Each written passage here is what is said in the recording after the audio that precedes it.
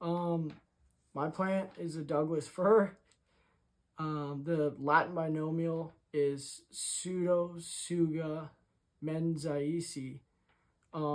This plant is in the family Pinaceae, which means the pine family. These plants have a pretty long lifespan. They're perennial, which means they're long-lived, and Douglas firs specifically can exceed over 500 years. Reproduction of these plants is primarily done through wind pollination or outcrossing.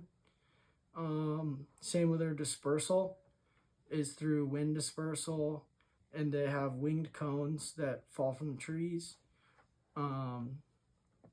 These are coniferous trees. That's how they grow.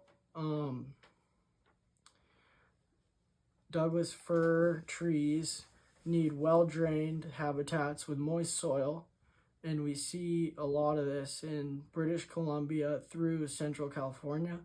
That's where we see most Douglas fir.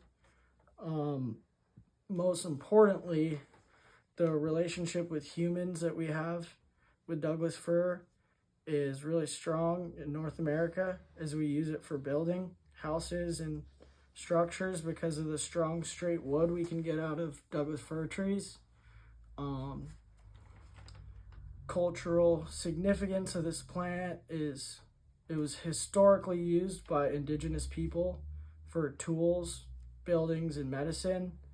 And another strong use by humans with the wood was for logging. We still log a lot of Douglas fir trees in the US and Canada, and it's a big portion of our logging industry. That's Douglas fir. Get ready. Well, as you can see here, this is Douglas fir. It's used for lumber because of its structural integrity. It's usually pretty nice and straight, like that. Check it out.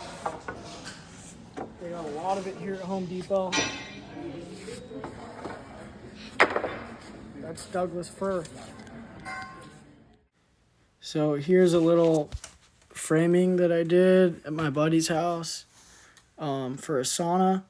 As you can see, we use Douglas fir for the rafters and framing the walls for its durability and workability. It's a good wood to use for building, and it's also pretty cost effective. So that